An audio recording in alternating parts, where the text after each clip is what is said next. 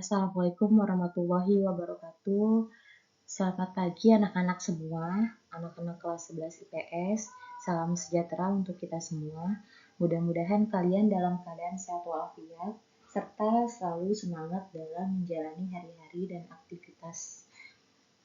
Baiklah, karena pertemuan kali ini kita melalui daring atau online dikarenakan ada satu hal yang kalian belum bisa melakukan pembelajaran melalui tatap muka, maka hari ini Ibu akan menjelaskan materi melalui PowerPoint yang Ibu unggah ke YouTube.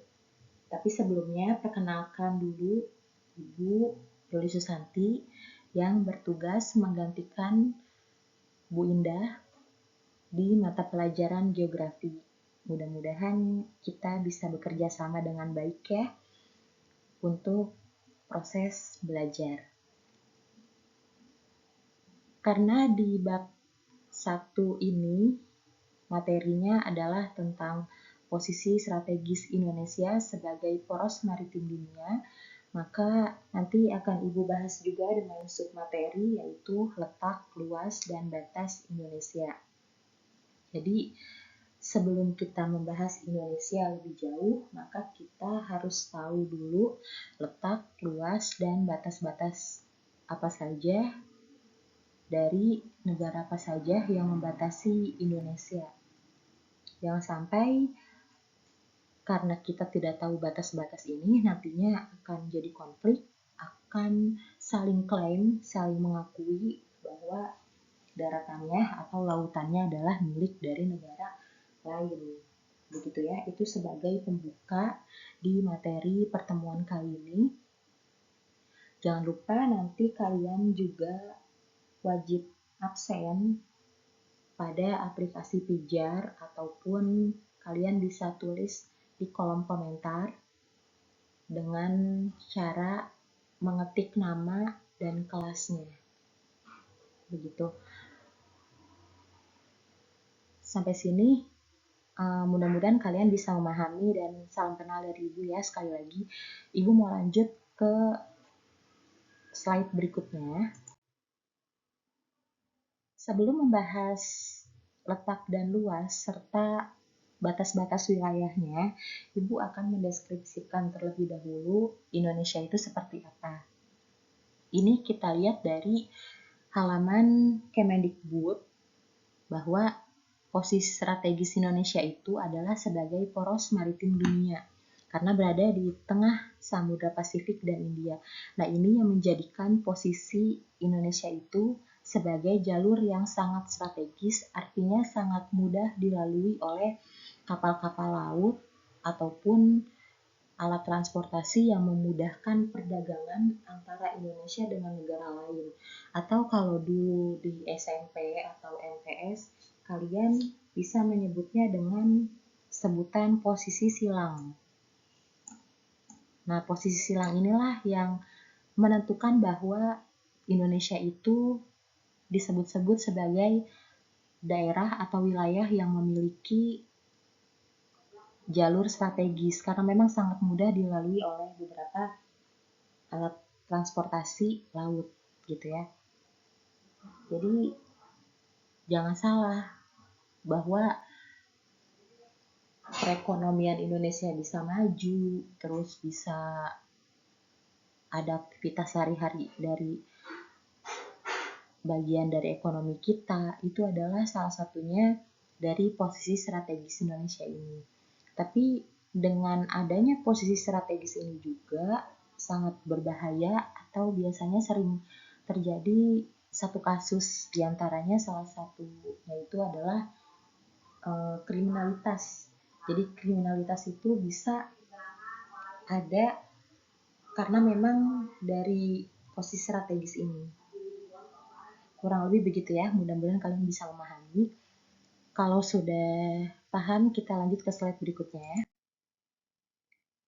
Kalau tadi kita membahas sedikit tentang posisi strategis Indonesia, sekarang Ibu bahas tentang rincian luas Indonesia. Jadi Indonesia itu punya luas yang cukup besar dengan total 5.193.250 km persegi. Nah, ini adalah salah satu total luas yang bukan lumayan lagi ya, artinya ini sangat luas gitu untuk wilayah Indonesia gitu. Totalnya mencapai 5.193. Ini mencakup, dibagi lagi, yaitu daratan dan lautan. Luas daratannya itu dari 5.193.000 ini adalah 1.919.440. Sedangkan luas lautannya adalah 3.273.000. Dari sini kita bisa ambil kesimpulan bahwa lebih luas lautan dibandingkan dengan luas daratannya. Ini yang bisa dikatakan bahwa pulau di Indonesia juga salah satu pulau terbanyak karena memang lautannya juga luasnya itu melebihi luas daripada daratannya. Di sini jumlah pulaunya itu ada 17.500. Ini belum termasuk pulau-pulau kecil yang mendiami wilayah Indonesia. Kalau bisa kita hitung, ini bisa lebih dari 17.500-an. Ya. Pulau-pulau kecil yang kita lihat di peta tuh suka ada yang kecil banget, itu juga bagian dari pulau Indonesia. Batas lautannya adalah 12 mil, sedangkan zona ekonomi eksklusifnya itu adalah 200 mil. Sampai situ mudah-mudahan kalian bisa paham ya. Kita lanjut ke slide berikutnya. Batas wilayah laut 12 mil dan zona ekonomi eksklusif 200 mil. Ini yang membuat batasan-batasan kepada negara-negara lain. Jadi dari batas laut 12 mil dan Z-nya 200 mil ini menghasilkan ada batas utara, ada batas selatan, barat, dan timur. Batas utaranya itu dibatasi oleh negara Malaysia, Singapura, Filipina, dan Cina. Ya, atau Laut Cina Selatan.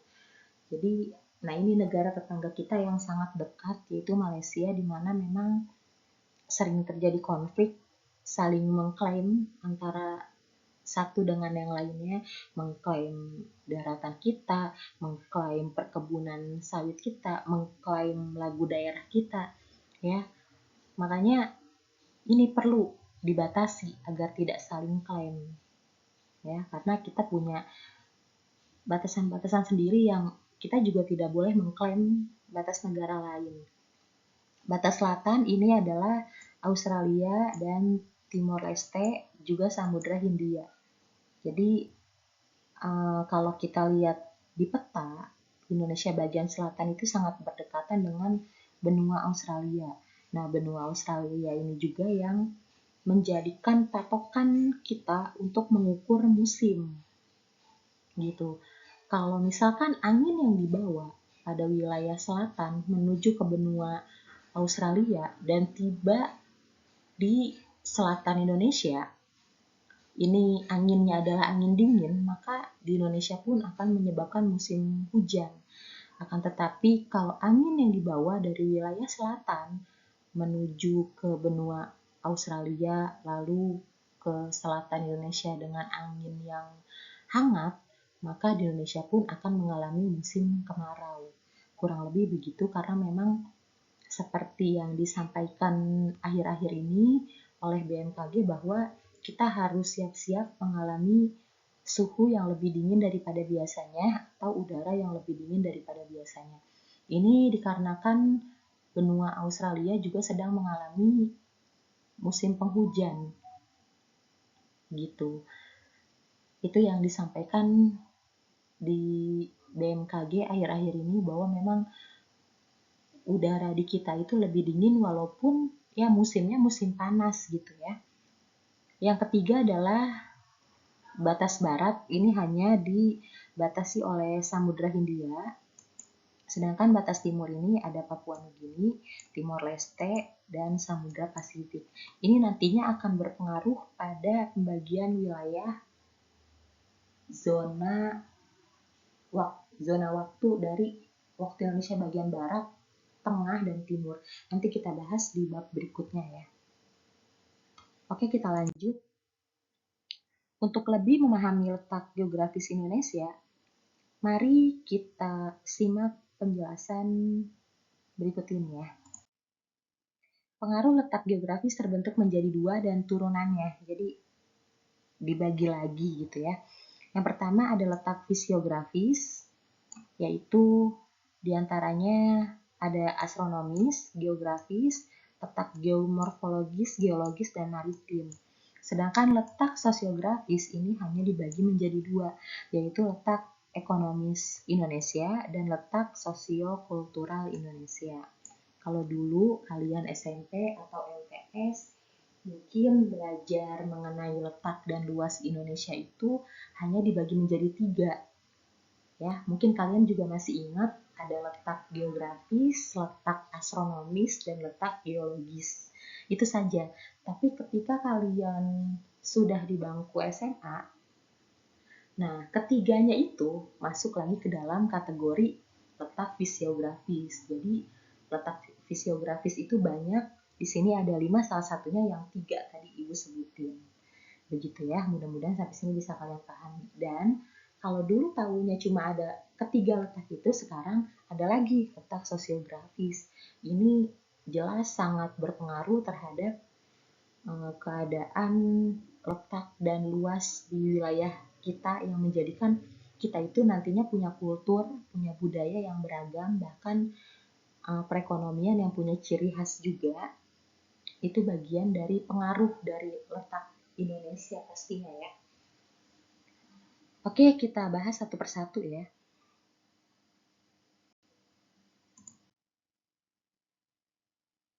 Letak astronomis dari dulu tidak berubah. Letak astronomis Indonesia itu ditandai dengan garis lintang dan garis bujur. Dan tidak berubah juga angkanya. Ada di 6 derajat lintang utara, 11 derajat lintang selatan, dan 95 derajat bujur timur sampai 141 derajat bujur timur. Ini adalah letak astronomis Indonesia yang dari ibu sekolah pun ini tidak berubah.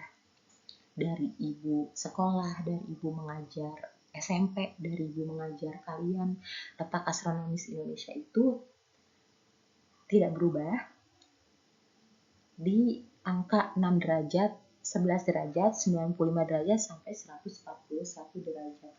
Bu, ada kemungkinan berubah nggak letak astronomis Indonesia ini?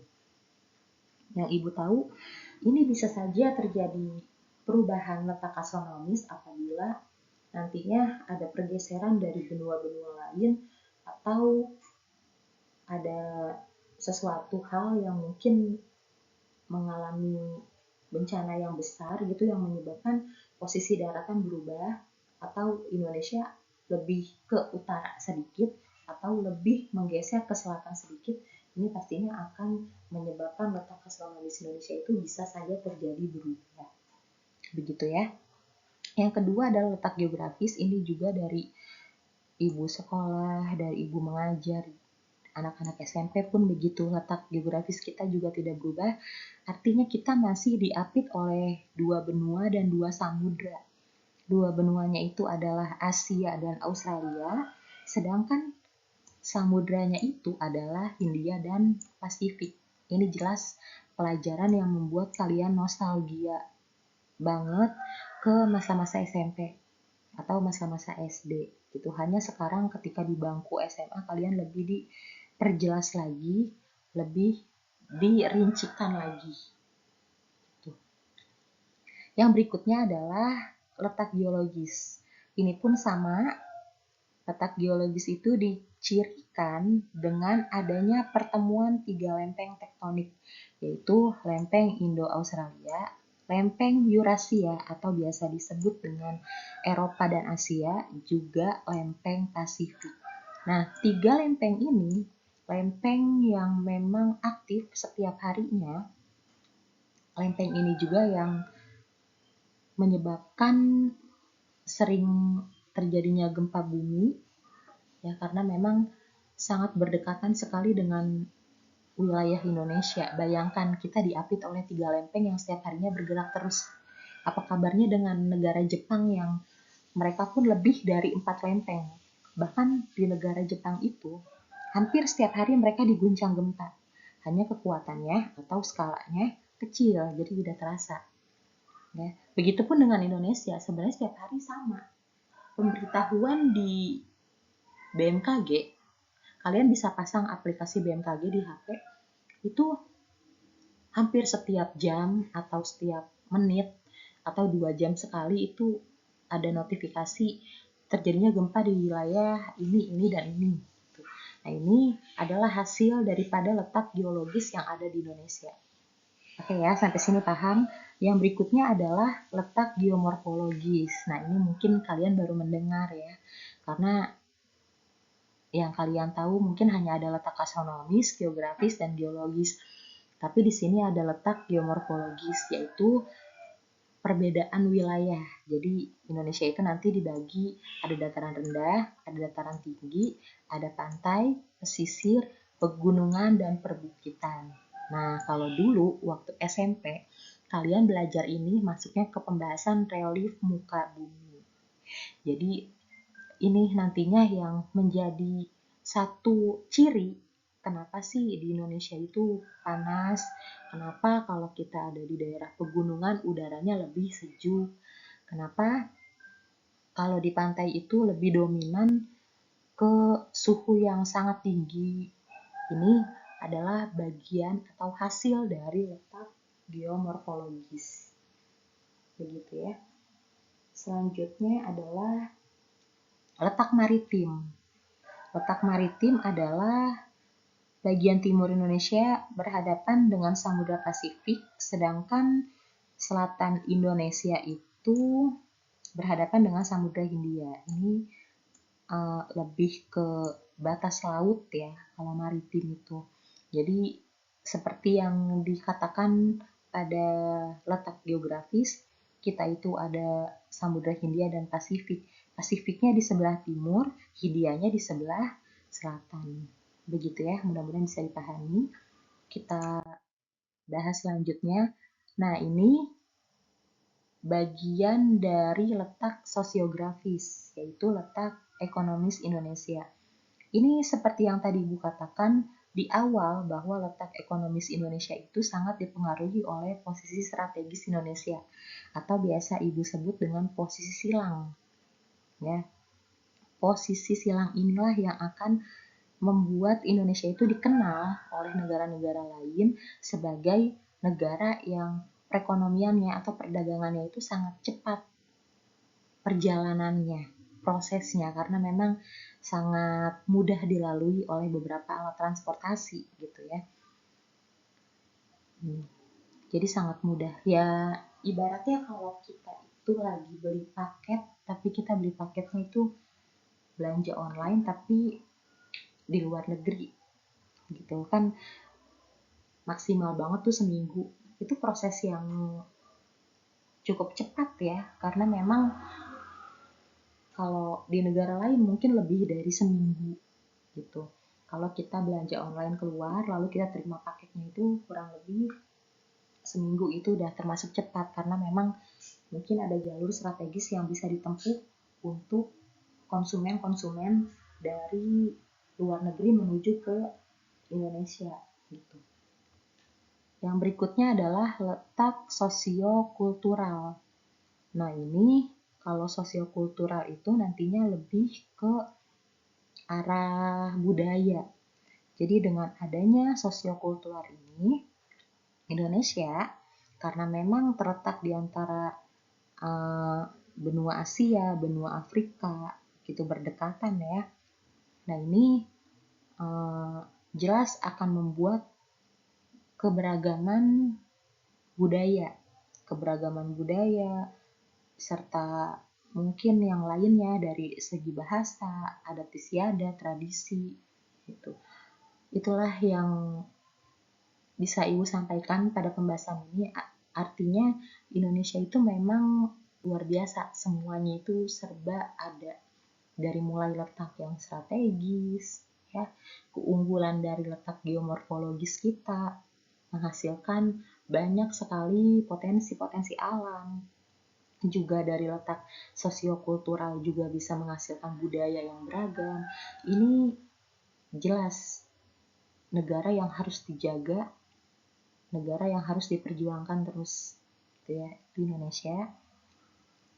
Selanjutnya Ibu punya ini yang tadi Ibu katakan, posisi silang Indonesia yang sangat menguntungkan. Kalian bisa lihat di sini dari Samudra Pasifik ini jelas sangat memudahkan kapal laut untuk lalu lalang ya. Sedangkan Asia ke Australia ini dari Cina, dari India atau benua-benua Asia lainnya, ketika mereka ingin melakukan transaksi perdagangan internasional, ini jelas sangat memudahkan sekali, karena memang dilalui atau bisa transit gitu katakanlah di Indonesia untuk menuju ke benua Asia yang lainnya ataupun ke benua Australia. Begitu ya. Oke, sampai sini Ibu cukupkan dulu pembahasan kita pada pertemuan pertama mengenai materi, letak, dan luas serta batas-batas wilayah Indonesia.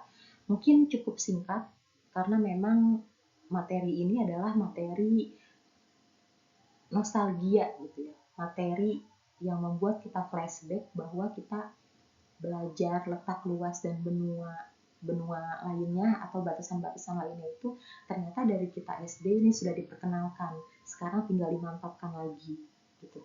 Mudah-mudahan dengan adanya materi ini lagi, dimunculkan lagi dan ditambah lebih jelas, itu memudahkan kalian memahami keadaan Indonesia yang sebenarnya gitu, serta kita bisa tahu info apa terbaru dari negara kita, dari Indonesia, agar kita lebih mencintai tanah air kita.